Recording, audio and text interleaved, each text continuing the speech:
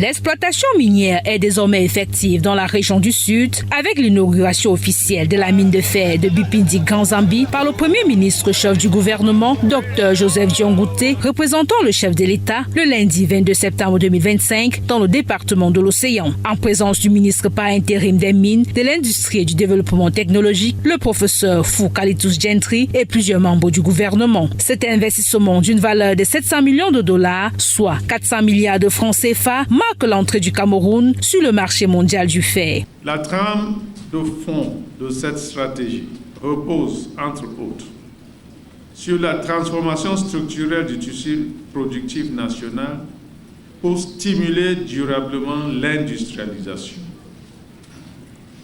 Il est question également de donner l'impulsion à la politique d'import-substitution qui a été prescrite par le président de la République afin de satisfaire l'offre nationale en produits ferreux.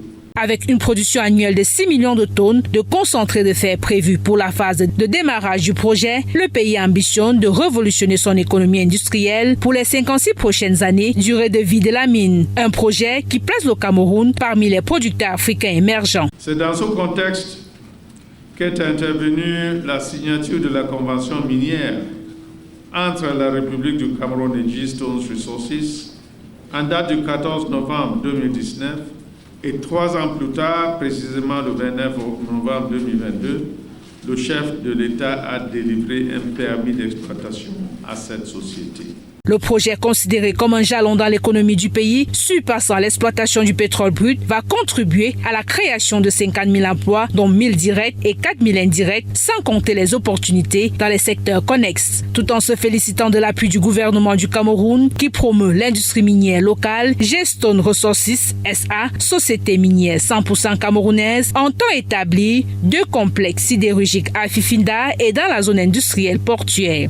Je dois aussi, excellent Monsieur le Premier ministre, vous supplier de dire merci au chef de l'État, qui n'a cessé de nous encourager dans ce projet. Même des moments difficiles, il envoie tous les messages pour nous encourager. Ce projet, dont les retombées économiques s'annoncent substantielles, va transformer la région, se réjouit le maire de Bipindi.